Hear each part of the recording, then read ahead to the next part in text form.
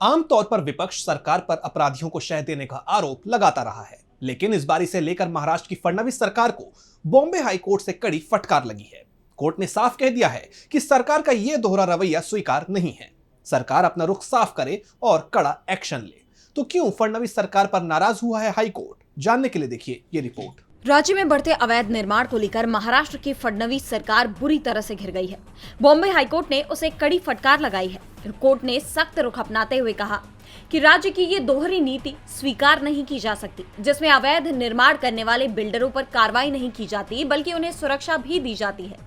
दरअसल कोर्ट एक याचिका पर सुनवाई कर रहा था, जिसमें याचिकाकर्ता ने आरोप लगाया था कि पालघर में 3 लोगों ने उसके प्लॉट पर बिना इजाजत लिए निर्माण कर लिया है। नगर निगम ने तो नोटिस दिया लेकिन कोई कार्रवाई नहीं की, जिस पर कोर्ट ने कड़ी नाराजगी जाहिर की और वसई विरार नगर निगम को न केवल अवैध निर्माण गिराने का आदेश दिया बल्कि इस निर्माण के लिए जिम्मेदार लोगों के खिलाफ आपराधिक मुकदमा चलाने को भी कहा। कोर्ट ने कहा कि ऐसे मामलों में बार बार देखा गया है कि पहले बिना अनुमति के निर्माण किया जाता है, फिर उसे वैध कराने के लिए आवेदन दिया जाता है। ये साफ तौर पर कानून का मजाक उड़ाने जैसा है।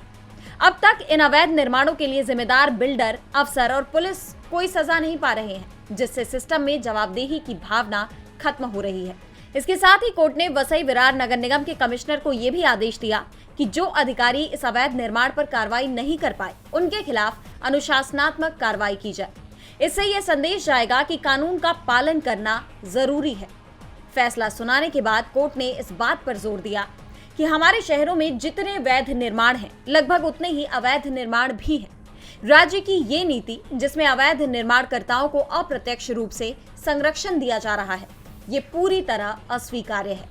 इस मामले ने महाराष्ट्र की लचर कानून व्यवस्था, सरकारी अधिकारियों के उदासीन रवैये को उजागर कर दिया है। डीवी लाइव महाराष्ट्र की रिपोर्ट।